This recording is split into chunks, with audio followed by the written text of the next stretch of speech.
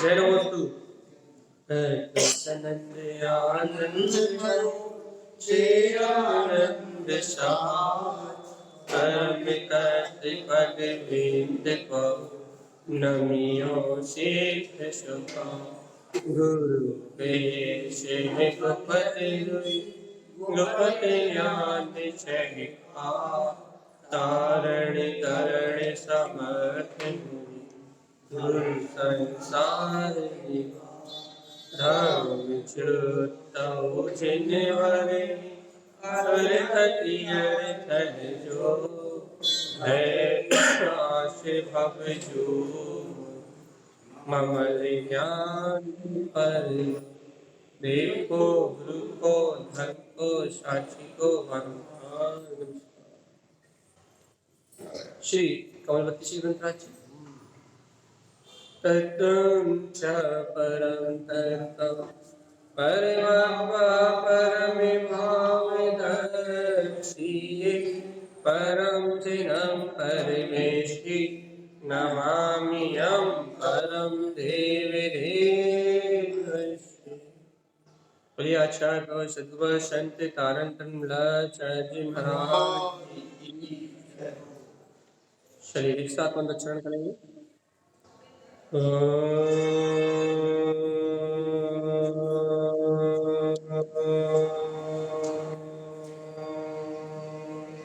नमः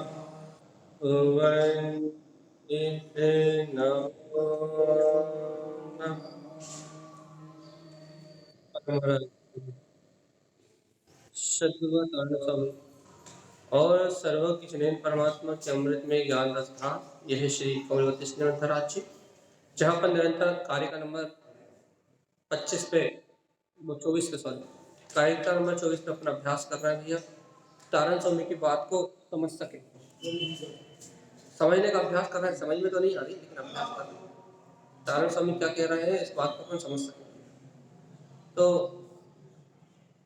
यहाँ आचार्य श्रीमद जिन तारण स्वामी अंतर अनुभव को कहना चाह रहे हैं, वो अपनी रुचि जगह अपने को उनकी बात समझ में आ।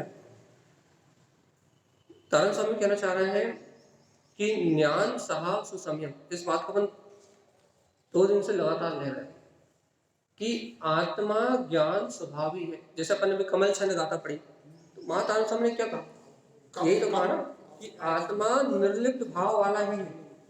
वो पानी में रहे या कीचड़ में रहे पर पर्याय से नहीं जुड़ता। और इस आत्मा में अर्थात इस कमल भाव से जुड़ोगे तो भय शल्य शंका 17 शक आदि सब विलय जाएगा। जब इस परम सत्य में रहोगे तब 17 शक विलय। तो यही बात तो यहाँ तारण स्वामी कह रहे हैं क्या कि ज्ञान स्वभाव सुसमय, अपना ज्ञान स्वभाव स्वसमय में है, पर समय की बात नहीं है। पर समय मतलब ये राग आदि विकारी भाव पर्याय 11 वर्णी दृष्टावर्णी अंतराय मोहिनी दर्शन मोहन आदि आदि ये भाव, ये सब पर भाव। और यदि इन पर भाव से छूटना है तो एक स्वभाव, तो कितनी क्या बोलते हैं गजब की बात है। यदि भक्त जीव तुझे पर भाव से छूटना है तो एक स्वभाव स्व समय उस स्वभाव को प्रकट करना पड़ेगा। जब अपन पर भाव को त्यागे, पर भाव को त्यागे मतलब अपन स्वभाव को देखें तो फिर पर भाव का त्याग। त्याग करना और ग्रहण करना ये एक कला है। कला कौन सा मृत कला है भगवान आत्मा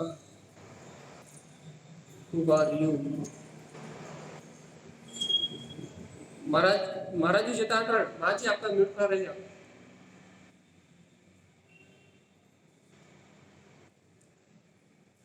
महाराज जी दिव्यानंद महाराज जी आपको म्यूट खुला शायद कुछ कर रहा है।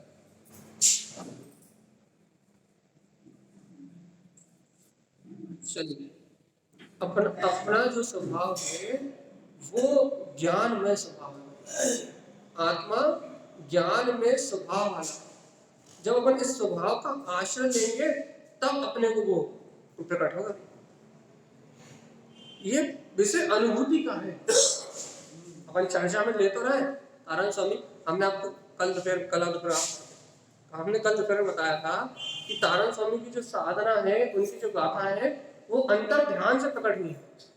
उन्होंने सठ कमल के माध्यम से अंतर ध्यान योग साधना की है, तो उस योग साधना से जो अनुभव हुआ है उस अनुभव को उन्होंने लिखा। उन्हें जो अंतर अनुभूति घटी ना अंतर में, सठ रमन से, अपने गुप्त सर से, अपने ज्ञान सरोवर से जो उन्होंने अंतर ध्यान में पाया है, उस ध्यान को यहाँ लिखा उन्होंने। ये उनके अंतर ध्यान की गाथा है, अंतर आत्मलीनता की गाथा है। तो ये जो तारण स्वामी की अवस्था है वो अंतरलीनता की है, वो उस बीतराग पद में रमण कर रहा है। अपन क्या कर रहे हैं भैया, उस परिणति की अनुभूति करने के लिए, या जो उनने अनुभव किया वही वस्तु का स्वभाव, वही आत्मा का स्वभाव है, वही आत्मा की शक्ति है। अपन क्या कर रहे हैं, अपन इन गाथाओं को पढ़ के उस शक्ति की अनुमोदना कर रहे हैं, या वो शक्ति है उसका स्वीकार कर रहे हैं, उस शक्ति को अनुभव में लेने का अभ्यास कर रहे हैं। यही तो होता है, ज्ञानी उसका अनुभव कर लेते हैं, उसको बताते हैं, तो फिर उनके अनुभव का आश्रय लेके, उनके जो उन्होंने जो वस्तु स्वरूप वेदन किया है उस वेदन का आश्रय लेके भव्यजी भैया अपने अंतर के वेदन का मार्ग बनाते हैं। वेदन से वेदन का मार्ग का बनता है, अनुभव से ही अनुभूति का मार्ग बनता है। तो अब यहाँ आचार्य तारण स्वामी क्या कहना है भैया, उनका कहना क्या है कि ज्ञान सहावम सुसम्य, ज्ञान सहाव सुसम्य, ज्ञान का स्वभाव स्वसमय है। अब यदि अपने को स्वसमय का अनुभव करना है, स्वसमय की बात है, यदि अपने को स्वसमय का अनुभव करना है तो फिर तारण स्वामी की बात को समझना पड़ेगा भैया। क्या आपको समझना पड़ेगा, अपने को लिए समझना पड़ेगा कि पर समय क्या है और स्वसमय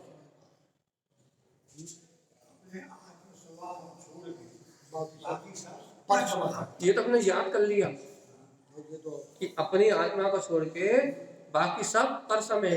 और यदि अपने को ये पर समय लग रहा है, इंद्रिय विषय भोग कसाय, यदि सब पर समय लग रहा है तो अपन दिन रात उसमें उलझे क्यों है?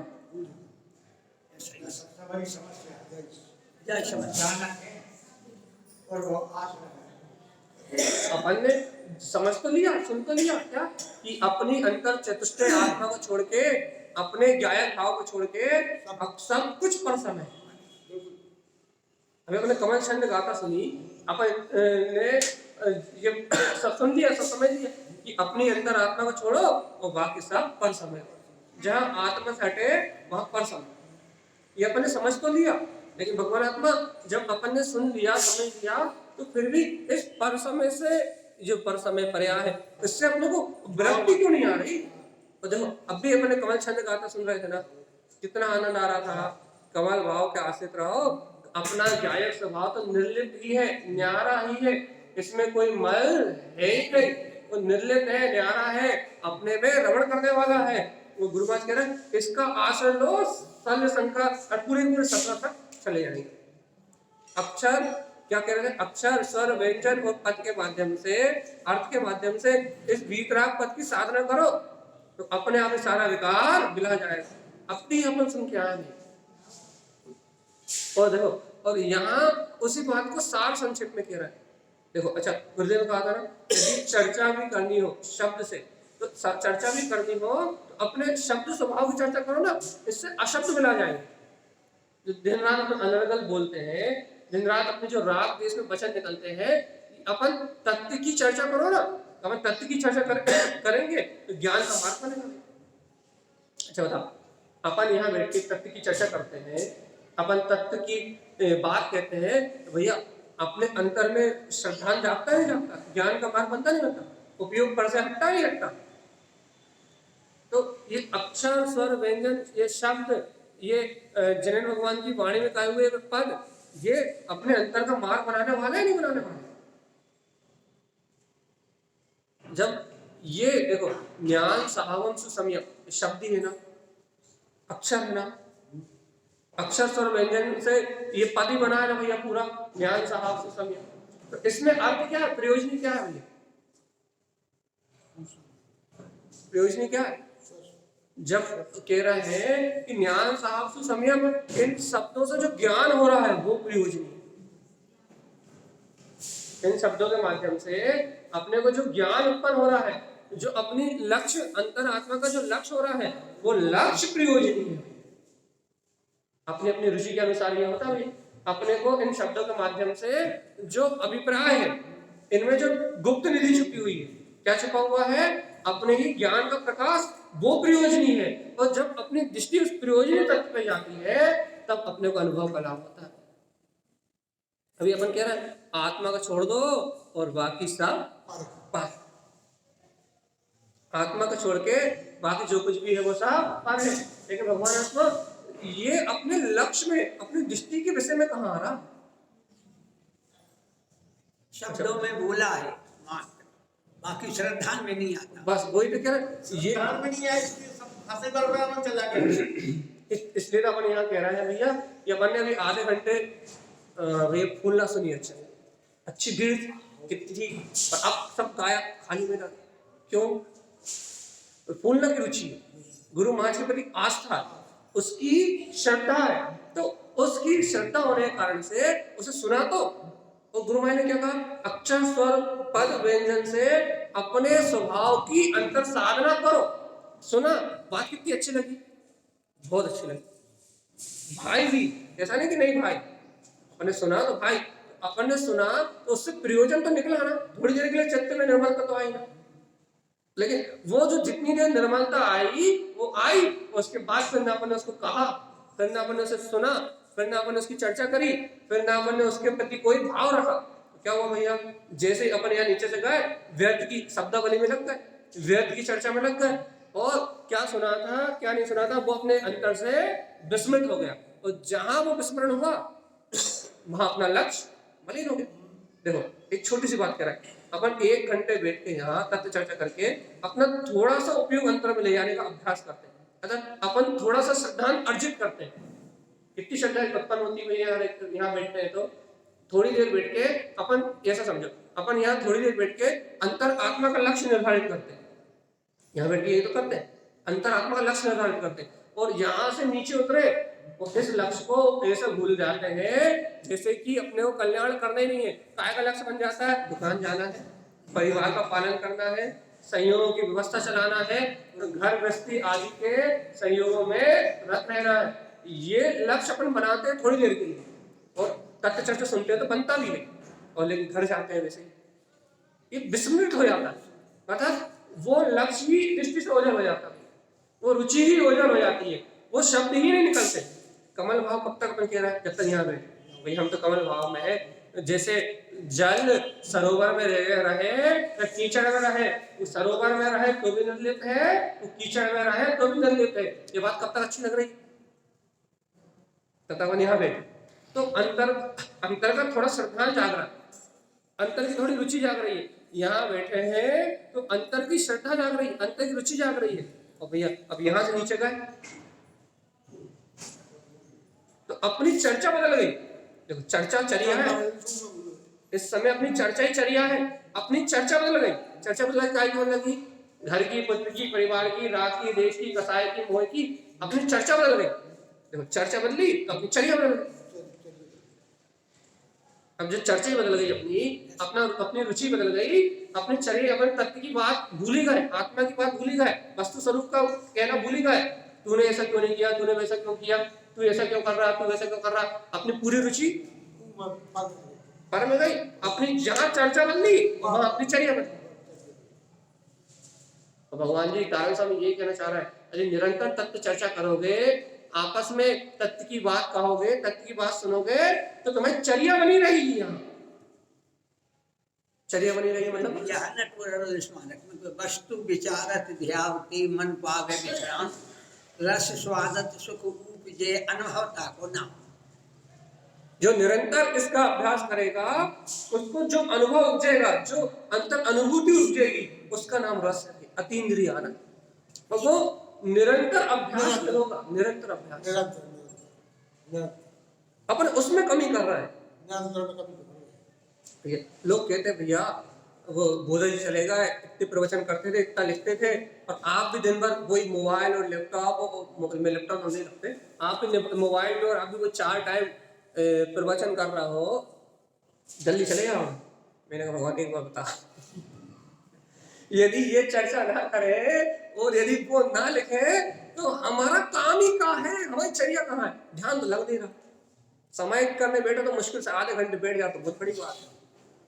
चर्चा करने बैठो तो आप 3-4 घंटे बिठा लो, 1.5 घंटे से वैसे बैठे, पता लगता है। तो चर्चा ही अभी चर्या है। क्यों?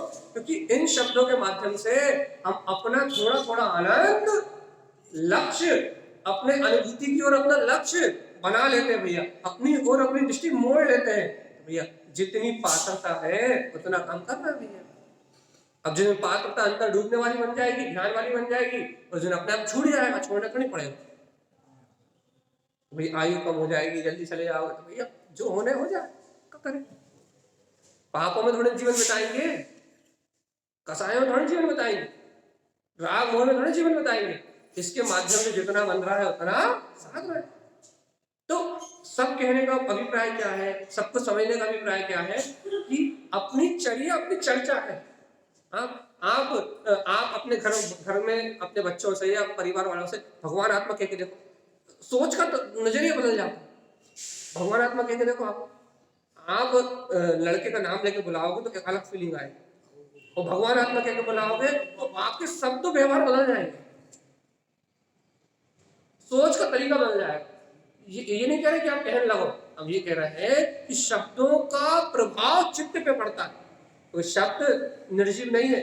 किसी कवि ने कहा है, लेखक ने कहा है कि शब्द चिंगारी है, कहो तो आग लगा दे और कहो तो अमृत धारा बरसा दे। भाषा, पत्रकार, लेखक, इनकी कीमत क्यों है, कवियों की कीमत क्यों है? क्योंकि इनके शब्द चिंगारी है, कहो तो वीर रस को प्रण कर दे और कहो तो जलती हुई आग को शांत कर दे बिना पानी के। शब्द वाणी का प्रभाव है, इस शब्द की कीमत है, इस शब्द व्यर्थ नहीं। तो यहाँ आचार्य स्वामी कहते हैं भगवान आत्मा यदि तुम्हें अंतर की चर्या बनानी है, स्वभाव की चर्या बनानी है, तो इन अक्षर, स्वर, पद, व्यंजन और अर्थ के माध्यम से अंतर की जिनवाणी को मत हो। तो अक्षर मतलब अक्षर स्वरूप, स्वर मतलब सूर्य समान प्रकाशित अपना केवल ज्ञान, व्यंजन मतलब व्यक्त ज्ञान ही ज्ञान में अपना पद, ज्ञान ही ज्ञान में आत्मा व्यक्ति है, अपन अव्यक्त मात्रा को अपने भूले। अर्थ मतलब प्रयोजनी शक्ति, प्रयोजनी सत्ता, और भैया पद मतलब अपना सिद्ध स्वभाव, साक्षात पद। ये जिनवाणी के अक्षर में यही 5 चीजें हैं और कुछ नहीं। इन जिनवाणी में ये अक्षर है, जो स्वर है, पद है, व्यंजन है, इनमें यही 5 चीजें हैं। यहाँ अपने ही पद का प्रकाश है, इसके अलावा और कोई चीज है ही नहीं।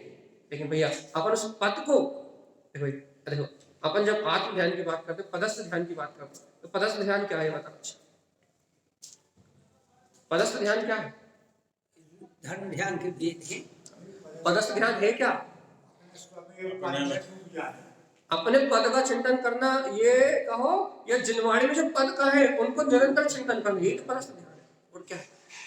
जिनेन्द्र भगवान ने जो वस्तु स्वरूप इन पदों में कहा है, जो ज्ञान में यह आचार्य कह रहे हैं कि ज्ञान साहब संयम अनमोय ममलम ज्ञान सहकारम, कि तू क्या है भैया? तू ज्ञान स्वभाव वाला स्वसमय परमात्मा है। अपने ममल स्वभाव का आश्रय ग्रहण कर, ममल स्वभाव में रमण कर, तो ज्ञान सहकारम, तो अपने ज्ञान में आचरण प्रकट हो जाएगा, चारित्र की उपलब्धि हो जाएगी। अब बताओ ये क्या करना है? इस पद का यदि अपन पदस्थ मतलब आंख बंद करके चिंतन करने लगे तो इसकी अनुभूति का मार्ग बन जाएगा, ये पदस्थ ध्यान हो जाएगा। ये जो पद कहे हैं इसको यदि अपन आंख बंद करके चिंतन करने लगे तो पदस्थ ध्यान हो जाएगा, तो आंख खोल के चिंतन करोगे तो भी पदस्थ ध्यान हो जाएगा। पदस्थ ध्यान मतलब बैठना थोड़ी ना है, पद का चिंतन करना है।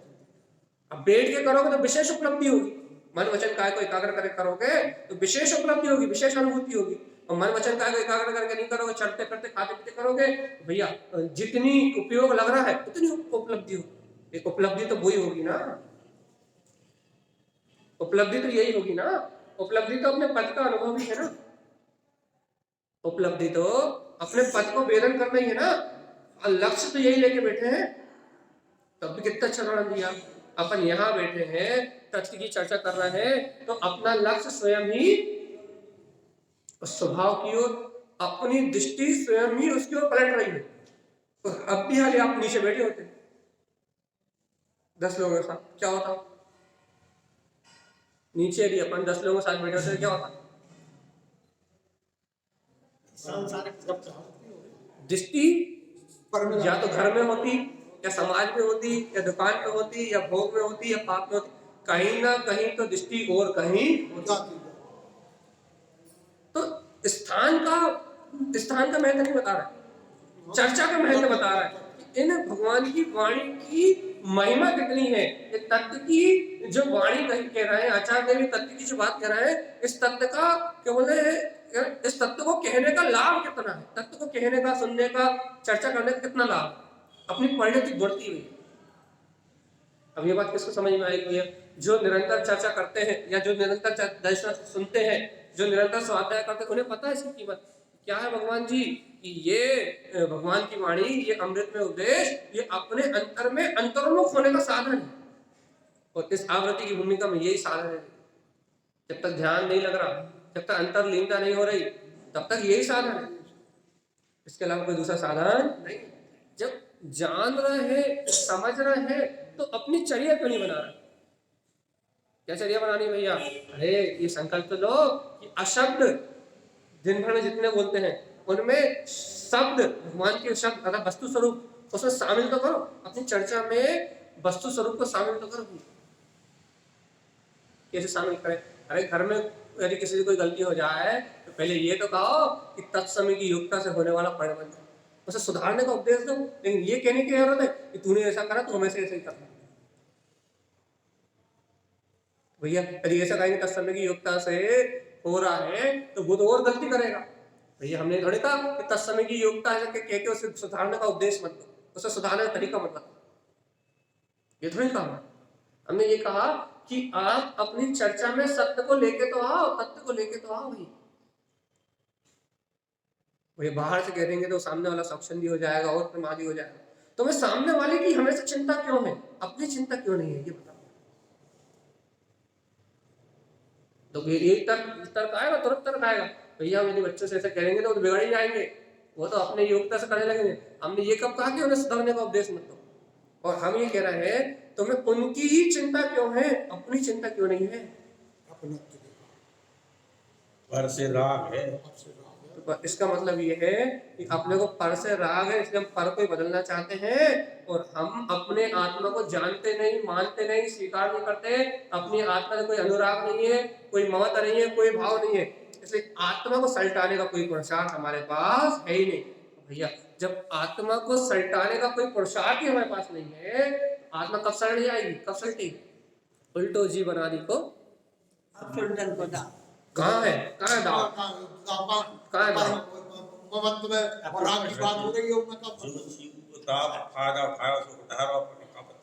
आप उठा रहे क्यों उठा रहे, हम उठा रहे हमें पता है, तुम उठा रहे तुम्हें पता है, और नहीं उठा रहे तुम्हें पता है।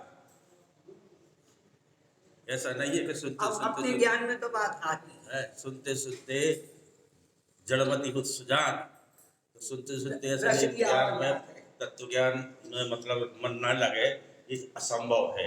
इतना ही तो कह रहा है भगवान आत्मा, एक बार सुनने से इतना लाभ है, 4 बार काहे नहीं सुनते?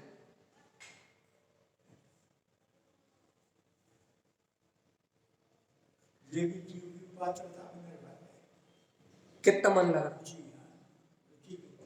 तो भगवान आत्मा कितना उपयोग लग रहा है? अरे उपयोग लगाओगे तो लगेगा ना।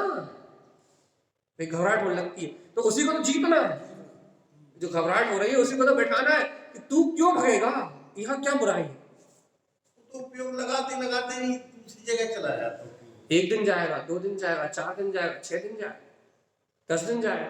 जैसे अपन जाप देने बैठे अपने आप पता ही नहीं चलता उपयोग फिर चला जाता। जाप देने बैठे मंत्र उच्चारण यदि बोल के करोगे तो उपयोग कम हटकेगा जी, बात सही। मंत्र उच्चारण यदि बोल के करोगे, उच्चारण से खुद बोलो, खुद सुनो, शब्दों से खुद बोलो उच्चारित करके, खुद के कान में सुनाई दे। यदि बोल के करोगे तो मन कम हटकेगा, और बिना बोले करोगे तो मन और कहीं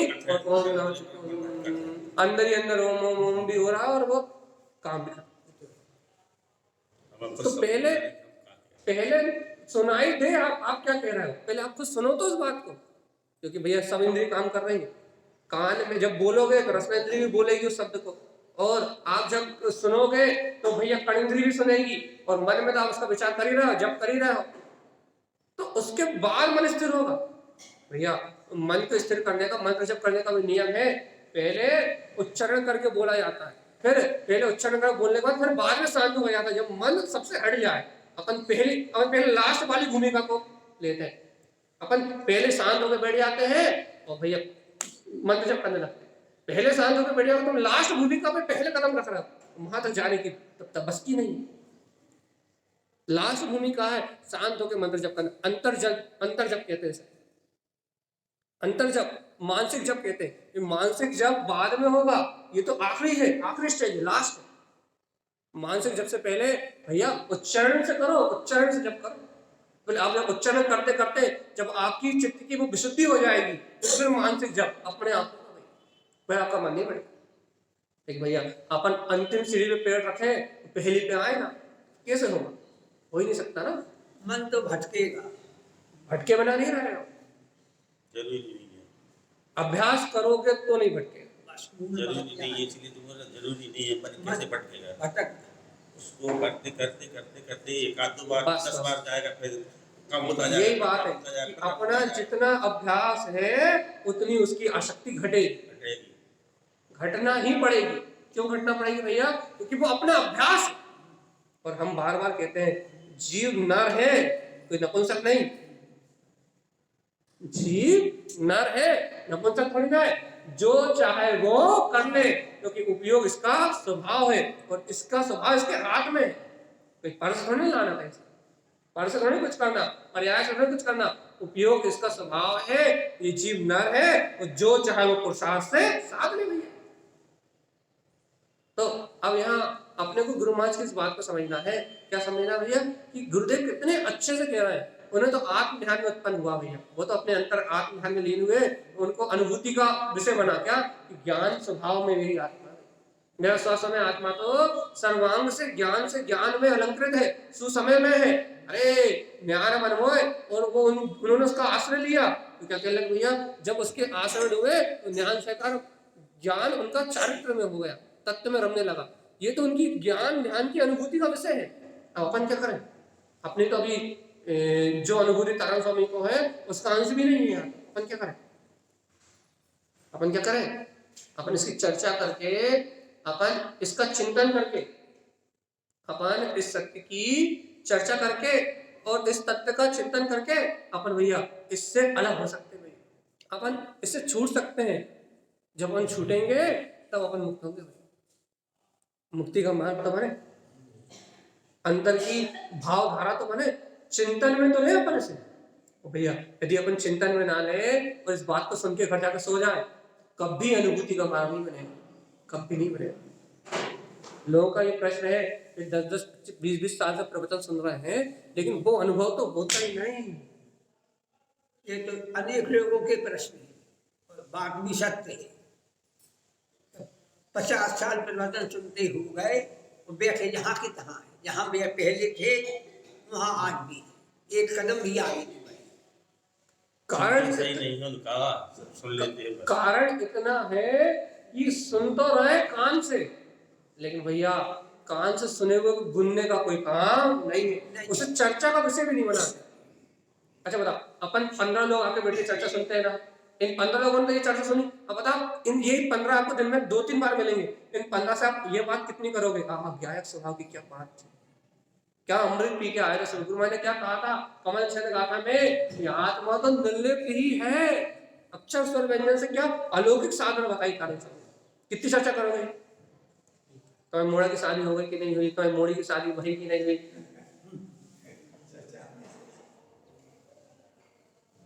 भैया हमें दूसरे लोग नहीं मिल रहे भैया, अपन लोग 10-15 लोग 25 लोग जितने अपन यहाँ बैठे हैं, गिनने अपन कितने हैं, तो अपन जितने लोग बैठे हैं ये दिन में 2-4 बार टकराते हैं, इन्हीं से 1-2 बार में फोन में बात होती। कितनी इसकी चर्चा करते हो कि आना कितनी आनंद की बात थी। बहाना चाहिए भैया कि हमें कोई मिलता नहीं है, किससे करें, किससे बोले। अरे घर में यदि आप 2 लोग ही मन चैत्यालय आ रहे हो तो वो 2 लोग तो रुचिमंद है, आपस में उन 2 को तो हो सकती है।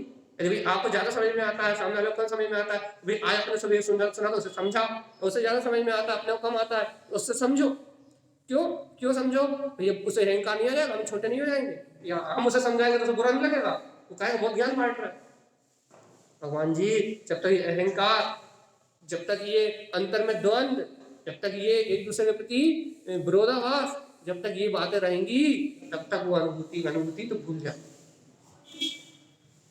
समर्पण चाहिए, तत्व के प्रति समर्पण चाहिए, तत्व के प्रति अपनी निज अंतर आत्मा की अनुभूति के प्रति समर्पण चाहिए। जब आप अपना समर्पण दोगे तब मिलेगा वो।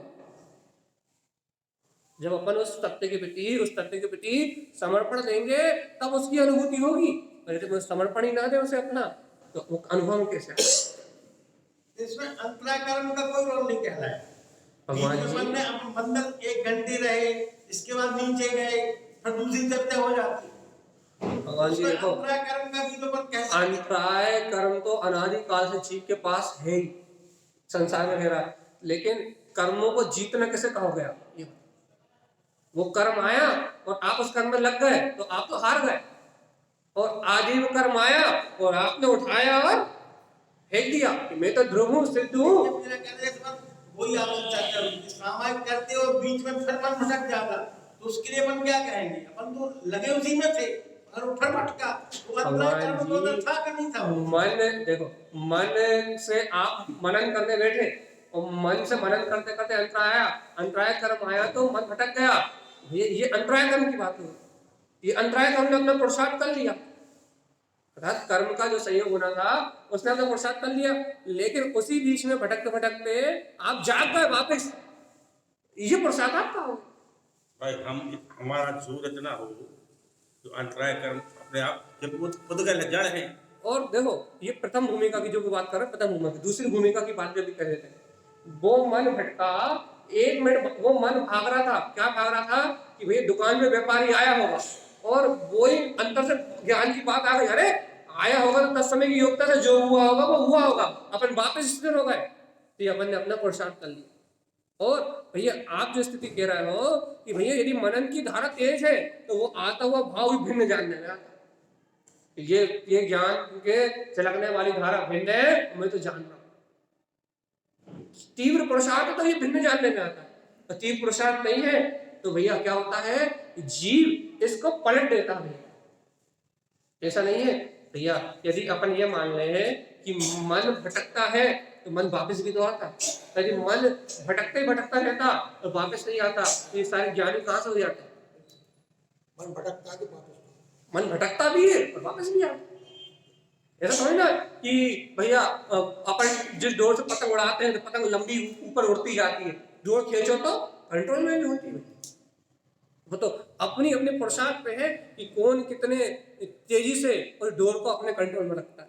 तो भैया देखो, मन और इंद्रियों को संयमित करने का नाम है तो संयम, और ये संयमित होती है तभी तो संयम शब्द का जन्म है।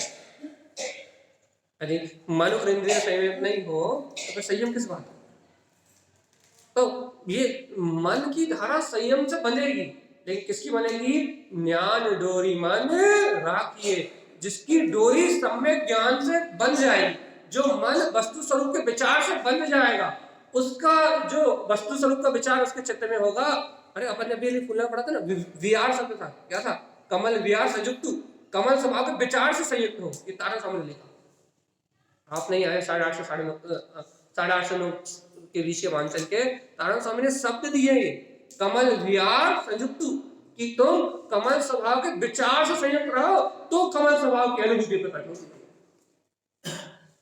स्पष्ट लिखा था, कमल विहार संयुक्त। तुम मैं आत्मा निर्लिप्त ही हूं, निर्विकार ही हूं, निर्दोष ही हूं, ऐसे अपने निर्विकार स्वभाव के विचार से संयुक्त तो हो, तो उसकी अनुभूति का मार्ग बनेगा। विचार करते रहो वही अशब्द का, अर्थात विकथाओं का, व्यर्थ के संसार की चिंताओं का विचार करते रहो, दुनिया की दुनियादारी का, तो फिर और कहोगे अनुभूति गायब की चाहिए, कैसे होगा? मन विचार करता है, तो भैया मन को विचार करता है, तो यदि आपको आत्मा की रुचि है तो मन को तो विचार करना है। अब आप उसे जो विचार दे दो कर ले। अब देखो ऐसे उदाहरण देते, यदि किसी ने आपसे कुछ कहा और यदि उससे आपकी मित्रता है तो मन क्या विचार कर लेगा, अरे अपना दोस्त छोड़ो। और यदि किसी ने आपसे कुछ कहा, यदि उससे आपकी नहीं बनती तो फिर मन क्या करेगा भैया? मन ऐसा विचार करेगा कि इससे कम निपटूं मैं। अब बताओ, मुझे कब मौका मिले कि मैं इसको निपटाऊं, निपटाओ मतलब इसे सुनाओ, इससे अपनी अपमान का बदला लो। मन ही तो था, मन ने यदि उसे पकड़ लिया तो मन वो दुर्विचार करने लगा, मन ने यदि उसे नहीं पकड़ा तो सम्यक विचार करने लगा। अरे अपना वाला छोड़ो, तो मन ने तो पकड़ा ना दोनों धाराओं, दोनों विचार तो मन में उत्पन्न हुए। अब आप चाहो तो लड़ाई झगड़े का विचार कर लो, आप चाहो तो ईर्ष्या राग द्वेष कलेश का विचार कर लो, और आप चाहो तो समता भाव का विचार कर लो, खत्म। विचार ही तो है, मन को तो विचार करना है, वो फालतू रह सकता नहीं। हमने कई बार कहा मन एक ऐसा भूत है जिसे काम चाहिए, और वो कहेगा तुमने मुझे काम नहीं दिया तो मैं तुम्हें खा जाऊंगा। वो ऐसा जिंद है कि वो कहता है या तो तुम मुझे काम पे लगा रखो, तब तो ज्ञान में लगा दो जो करत रहे तो। बस उससे कहा दो कि भैया अंतर आत्मा का विचार कर, वहीं यहाँ वहीं जा वहीं यहाँ, ऊपर चढ़ नीचे उतर, ऊपर चढ़ नीचे उतर, उसे तत्व ज्ञान में लगा दो तो वो तो ठीक है। तत्व ज्ञान में लगाया तो वो पाप परिग्रह में लगना ही है। मन को जो है ना एक सेकंड से बांधना पड़ेगा। ज्ञान डोरी मन राखियो, सम्यक ज्ञान की डोरी से, तत्व के ज्ञान की डोरी से, आत्म विवेक की डोरी से, वेद ज्ञान की डोरी से, आपको जो नाम दे रहा हो आत्मा की स्वरत की डोरी से, प्रतीति की डोरी से, जिससे चाहे उससे आप अपने मन को बांध दो। जब सम्यक ज्ञान पर्याय में प्रकट नहीं होंगे, मिथ्या दृष्टि की बात हो रही है, तो सम्यक ज्ञान के खूंटा से कैसे बांधे? ये तो सम्यक ज्ञान है। भगवान की वाणी को, श्रुत को सम्यक ज्ञान ही कहते हैं। इनका तो हमेशा ध्यान रख सकते हैं। हाँ आप छोड़ो, सम्यक ज्ञान में ये भगवान की जो अमृतमय देशना है, भगवान की देशना को, भगवान के उपदेश को हमने कल और परसों भी आपको 2 दिन से बताया था कि भाव शुद्ध में ये जिनवाणी, इस जिनवाणी को सम्यक ज्ञान कहते हैं। यानी क्या जिनवाणी क्या है? वो अपन जब ग्रहण करें, जब तक सुन रहे हैं अकेले कर्ण इंद्र का विषय है, जब तक कैसे कहें? हाँ तो बस कर्ण इंद्रिय का विषय तब तक नहीं कहेंगे, जब मन में मनन का विचार का विषय है तब तो सम्यक ज्ञान कहेंगे। जब तक आप इसे कान से सुन रहे हो तब तक ये तो जड़ वस्तु है, और जड़ वस्तु को जिनवाणी नहीं कहते। और ये बता, ये जो लिख रखी ना, इसको भी जिनवाणी उपचार से कहते हैं, इसे द्रव्य सूत्र कहते हैं, और इस द्रव्य सूत्र को भी उपचार से जिनवाणी कह रहे हैं, उपचार से। भगवान जी जिस समय इसी वचनों को, इसी वाणी को जीव अपने हृदय में चिंतन करने लगता है, मन में मनन करने लगता है, उस दिन से ये वाणी ही जिनवाणी और भाव शुद्ध में कहलाती है। और भैया ये भाव शुद्ध को ही आगम में जिनवाणी कहा गया है, और इस भाव शुद्ध का चिंतन ही सम्यक ज्ञान का आश्रय है। अब ये सम्यक ज्ञान प्रकट नहीं हुआ, तत्व का शतन प्रकट नहीं हुआ, तो भैया इसके आश्रय से श्रद्धान प्रकट होगा, और इसके आश्रय से ज्ञान प्रकट होगा। जब तक प्रकट नहीं हुआ तब तक भैया, तब तक सम्यक ज्ञान में वाणी है, उस वाणी का चिंतन करो बस, और कोई उपाय भी नहीं है। तो हम सम्यक ज्ञान से अपनी डोर कैसे बांधे? तो सम्यक ज्ञान मतलब जिनवाणी के चिंतन से अपनी डोर बांधो तो सम्यक ज्ञान प्रकट हो जाए। इसके मनन से अपनी डोर बांधो तो आपके अंतर में अपना अनुभव जाग जाएगा। और यही तो कह रहा है, शब्द विहार संयुक्तु, कमल विहार संयुक्तु, ममल विहार संयुक्तु। इसका मौन स्वभाव का विचार, इन शब्दों के माध्यम से अपने अक्षय अनंत पद का विचार कि मैं आत्मा, ज्ञान विज्ञान मैं हूं, अनमोय ममल ज्ञान से कारण, अनुमोदना काय की अपने ममल ज्ञान की। पहले आपको विश्वास तो हो कि मैं ममल स्वभावी हूं, अर्थात संपूर्ण शुद्धता मेरे अंदर में है, और उस शुद्धता को प्रकट करने के लिए मुझे पंडित जी की आवश्यकता नहीं। उस शुद्धता को प्रकट करने के लिए मुझे मात्र उस शुद्धता का विचार करने की जरूरत है। जैसे जैसे मैं अपने अंतर की शुद्धता का विचार करूंगा वैसे वैसे मेरे परिणाम विशुद्ध होंगे। परिणामों की विशुद्धि का नाम गुणस्थान की वृद्धि, उसका नाम मोक्ष मार्ग। जैसे जैसे मैं तत्व का विचार करूंगा, जैसे जैसे मैं भगवान के वचनों का विचार करूंगा, अब जैसे जैसे मैं अपने ममल स्वभाव का विचार करूंगा तो परिणाम रागद्वेष कसाय हटेंगे नहीं हटेंगे? और रागद्वेष कसाय परिणाम हटेंगे तो कौन से परिणाम आएंगे? अरे राग के परिणाम आएंगे, शुभ राग के आएंगे, अशुभ राग के तो नहीं आएंगे। तत्व का विचार करेंगे तो शुभ राग के परिणाम आएंगे, और शुभ राग के परिणाम आएंगे तो क्या करोगे? संयम करोगे, व्रत करोगे, नियम करोगे, पर से पाप से उपयोग घटेगा, मोक्ष मार्ग में आगे चलोगे ना, और कुछ तो नहीं करो। तत्व का विचार करोगे तो पाप के परिणाम तो आने वाले। जब तत्व का विचार करोगे तो परिणाम शुभ ही होंगे ना, अशुभ तो नहीं होंगे। बताओ, तत्व का विचार करने परिणाम शुभ होंगे या अशुभ?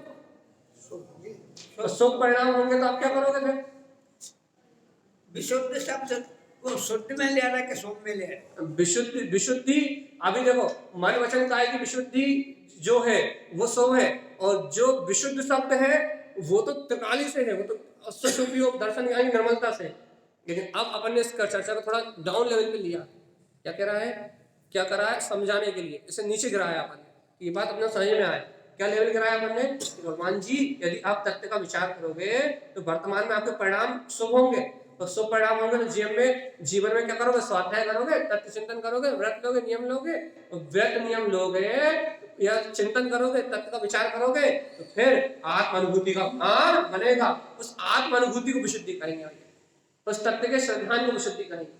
लेकिन उस विशुद्धि तक पहुंचने के लिए मन वचन काया की जो विशुद्धि चाहिए, विशुद्धि मतलब शुभ आदि परिणाम संयोग जो चाहिए, उसके लिए भी आपको तत्व का विचार ही करना पड़ेगा। आपको शुभ भाव भी चाहिए ना, आपकी भूमि का शुभ भी चाहिए ना, आपको अपनी भूमि का भी शुभ करना है, तो भी आपको तत्व के पास आना पड़ेगा। भैया हम क्रिया करके भी तो कर सकते हैं। भैया जी यदि क्रिया में तत्व विचार नहीं होगा तो शुभ परिणाम नहीं होंगे, सिर्फ क्रिया हो जाएगी। भैया हम शुभ भाव भी तो कर सकते हैं व्रत लेने का। भैया यदि व्रत लेने का शुभ भाव भी कर लोगे तो शरीर में कर्तव्य का भाव बना रहेगा, तो भी अहम, उस क्रिया का अहम बना रहेगा, तो भी मान का भाव नहीं छूटेगा। तत्व विचार करने के लिए सबसे ज्यादा संयम जरूरी है। तत्व विचार करोगे तो संयम आएगा। तत्व विचार करेंगे तो संयम आएगा। संयम करेंगे या तत्व विचार करने के लिए संयम बहुत जरूरी है। उल्टो दोनों एक दूसरे के पूरक हैं, तत्व रुचि हो तो, और तत्व रुचि नहीं हो तो फिर उल्टा है। प्रयोजनभूत तो तत्व ही है, प्रयोजनभूत तो तत्व ही है। संयम अपने आप आएगा। तत्व विचार करोगे तो तत्व विचार करोगे तो संयम आएगा। भैया हम संयम लेने तो तत्व विचार होगा नहीं होगा, संयम लेके तत्व की रुचि होगी तो तत्व विचार होगा। तो तत्व की रुचि नहीं होगी क्रिया में, भैया हम कर रहे हैं अहम का भाव और कर्तव्य भाव के साथ सब हो जाएगा। मेन तो वही चाहिए, जड़ तो मूल तो सम्यक दर्शन ही है। मूल तो प्रथम भाव शुद्धम च, प्रथम भाव तो मूल तो आत्मा का ज्ञायक परिणाम ही है। आत्मा की शुद्ध आत्मा की भावना को छोड़ के आप कुछ भी करोगे तो जड़ है, कुछ भी करोगे उस भाव को, ज्ञायक को छोड़ के, चैतन्य को छोड़ के। 24 तीर्थंकरों की आराधना करें तो पुण्य बंध हुए और पुण्य आश्रय होगा, कभी भी धर्म का प्रारंभ नहीं होगा। 24 तीर्थंकर मोक्ष मार्ग से नेताराम भेतारम कर्मभूतम ज्ञातारम विष्णुत्पन्नम वंदे तद्गुण लब्ध है। यदि वंदे तद्गुण लब्ध है से वंदना करोगे तो सम्यक का लाभ होगा। और भैया 24 तीर्थंकर के नाम की वंदना करोगे तो मोक्ष का लाभ नहीं होगा। वंदे तद्गुण लब्ध है, बात तो वही है, बस यहाँ आके पूरी बात संपूर्णता को प्राप्त करती है। क्या? गुण आयरण धम्म आयरण, गुणों में आचरण करना ही धर्म में आचरण करना है। भगवान जी जो अनंत गुण उनमें प्रकट किए हैं वही अनंत गुण मेरे चेतन में विराजमान है। उन गुणों का लक्ष्य बना के गुणी की वंदना करोगे तो भैया मोक्ष का लाभ होगा। पंडित जी निकल रहे हैं, पंडित जी के पांव पड़ोगे, पंडित जी है तो कच्चू नहीं मिलने वाला। लेकिन पंडित जी के गुण यदि प्रिय है, उन गुणों को प्रिय जान के जजमेंट करोगे तो भगवान आत्मा अंतर आत्मा में उन गुणों का लाभ होगा। कहते हैं ना, गुड़ी जनों को देख हृदय में मेरे प्रेम उमड़ आवे। क्या है? सम्यक दृष्टि ज्ञानी और सम्यक दर्शन ज्ञान चाहे से संयुक्त जो गुणी जन है, जो साधु जन है, जो दिव्य पुरुष है, उनको देखते से मेरे हृदय में प्रेम उमड़ आवे। तो कैसे प्रेम? गुण हमारी पर्याय में प्रकट हो गया है। क्या आनंद ले रहे हो साहब आप, वो आनंद हमें मिल जाए इसलिए, भोग के लिए नहीं, लालच के लिए नहीं, लोभ के लिए नहीं, उन्हें देख के प्रमोद आता है, उन्हें देख के ही वात्सल आता है, उन्हें देख के ही रोमांच आता है। भैया ये रोमांच, ये प्रमोद, ये मैत्रीता का भाव, ये अंतर में अपनी तत्व की जिज्ञासा, ये जो परिणाम प्रकट होते हैं ना, ये सिर्फ इसलिए क्या तारण स्वामी को देख के अपना हर्ष आता है, जनवाणी को देख के हर्ष आता है, गुरु महाराज के नाम सुन के हर्ष आता है। क्यों? क्योंकि अनमोय ममल ज्ञान से कर्म, क्योंकि वो ऐसे वीतरागता में डूबे हुए हैं। तो गुरुओं का वीतरागी भाव लेंगे, संतों का नाम लेते ही मन में उत्साह जागता है। क्यों? क्योंकि रत्नात्रय के धारी है, सर्व भगवान का नाम लेते ही, जय जय कहते ही अंतरात्मा बहुमान जागता। क्यों? चार चतुष्टय से संयुक्त है भैया, इनका नाम लेने मात्र से अंतरात्मा रोम रोम से रोमांचित होती है, इनके मनन मात्र से इनके गुणों का अनुभव होता है भैया। मतलब उनके गुणों का होता है क्या? अरे जो गुण उन्होंने प्राप्त किए हैं वो ये गुण मेरे आत्मा में है, बंदे तद्गुण लब्ध है, उन गुणों का लाभ मुझे होता ही है भैया। गुणों का धारी तो मैं भी है हूँ, और उनके प्रकट हो गए हैं। अगर गुरु ने मालूम में लिखा ना, नमस्कृता महावीरा भवोदय विनाश। हे भगवान महावीर, मैं आपको नमस्कार करता हूँ। क्यों? क्योंकि भवोदय विनाश नाम, आपने इस भाव भ्रमण का उदय जो है उसका विनाश करने का मार्ग दिया है। अर्थात आपने नतम चतुष्टाम तम व्यक्त रूपम नमस्कृतम महावीरा, वो कहा यार, नहीं मालाराम जी की दूसरा नंबर का था। नमामि भक्ताम श्री वीरनाथम, नमामि भक्ताम श्री वीरनाथम। हे भगवान महावीर, मैं आपको नमस्कार करता हूँ। क्यों? नंतम चतुष्टाम तम व्यक्त रूपम, क्योंकि आपने उस अनंत चतुष्टय को व्यक्त कर लिया है। जो आपने अपनी पर्याय में व्यक्त कर लिया है वो मैं अपने पर्याय में व्यक्त करना चाहता हूँ। आपने जैसा वैभव अनुभव किया है वैसा वैभव मैं चखना चाहता हूँ, इसलिए भगवान महावीर मैं आपको नमस्कार करता हूँ। मैंने जैन धर्म में जन्म लिया इसलिए नहीं, समाज का व्यवहार चलाना है इसलिए नहीं भैया।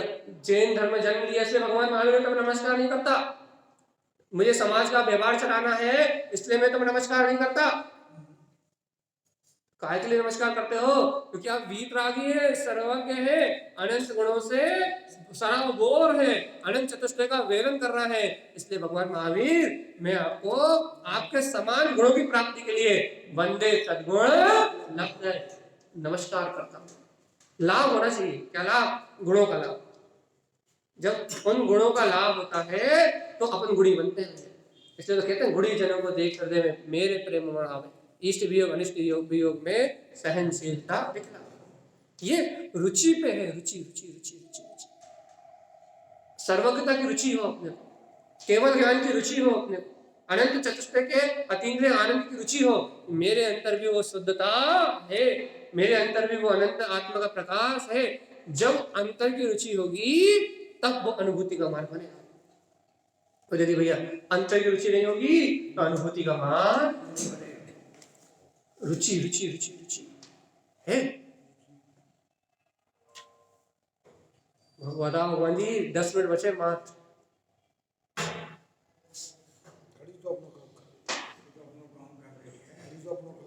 और अपन घड़ी अपनो काम कर रहा हूँ, अपन अपनो काम कर रहा हूँ। अपनो काम कहाँ कर रहे हैं? घड़ी कर रही है अपनो काम।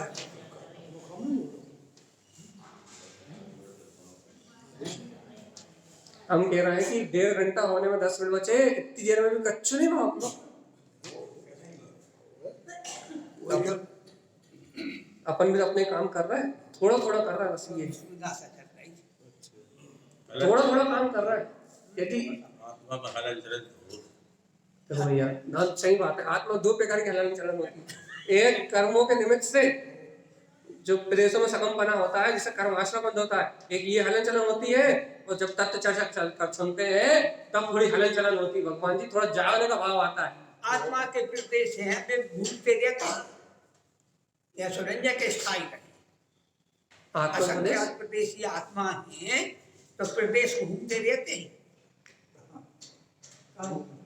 हाँ नहीं, जैसे अपन शरीर प्रमाण है ना, तो इस शरीर के भीतर जो आत्मा के प्रदेश हैं उनमें भी परिवर्तन होता रहता है। आत्मा के, एक मिनट, हम आपको इस बात को हम समाधान, होता है। हम आपको समाधान कर दे रहे हैं इस बात का। बड़े विद्वानों की बातें बता रहे, हम सुनी।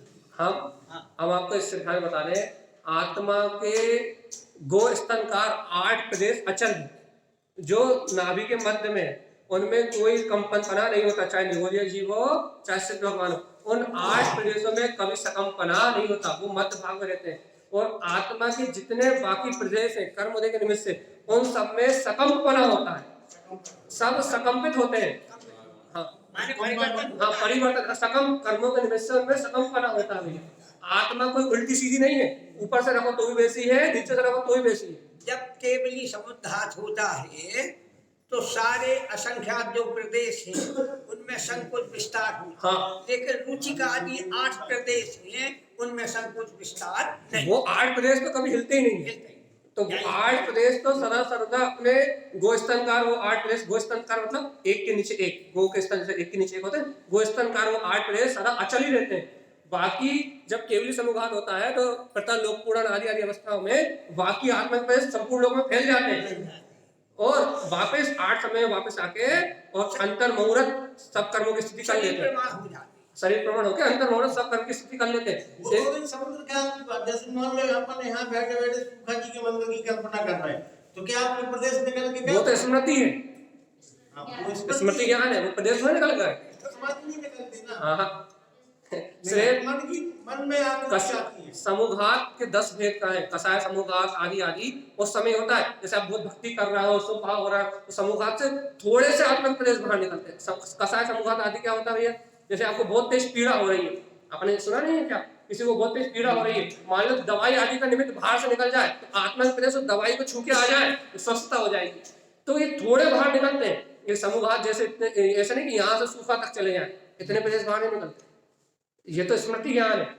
और अपन कितने अच्छे समझते हैं, कर्म सिद्धांत कितना बड़ा है कि आत्मा स्व शरीर में रहते हुए आत्मा दिल्ली का विचार कर रहा है तो दिल्ली के कर्म परमाणु आकर थोड़े बनेंगे।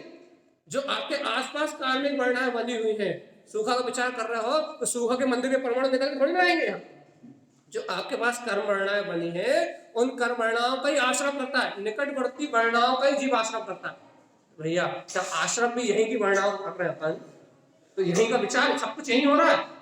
सिर्फ केवली समूहघात एक ऐसी अवस्था है, या आहारक शरीर जो भावलिंगी मुनिराज निकालते हैं, या फिर तेजस शरीर जो गुस्से आदि में निकलता है, उस समय आत्मा के प्रदेश निकल के आहारक शरीर या तेजस शरीर में उस समय भारी परिक्रमा करते हैं। इसके अलावा और कोई विधान नहीं है। कसाय समूहघात हो बस यहाँ है। तो भैया जैसे जैसे जैसे अपन जब ये मगर जो आपने दवाई का उदाहरण दिया, ये तो सम्यक दृष्टि मुनि ज्ञानियों को होता होगा, किसी को भी हो सकता है। जैसे कि आपको बहुत तेज पीड़ा है और आप बहुत पीड़ा का चिंतन कर रहे हो, इतनी तीव्र पीड़ा है कि बगल से दवाई आने का निमित्त निकले और आपके प्रदेश पीड़ा के काल में उस दवाई आदि छुआए तो स्वस्थ हो जाओगे।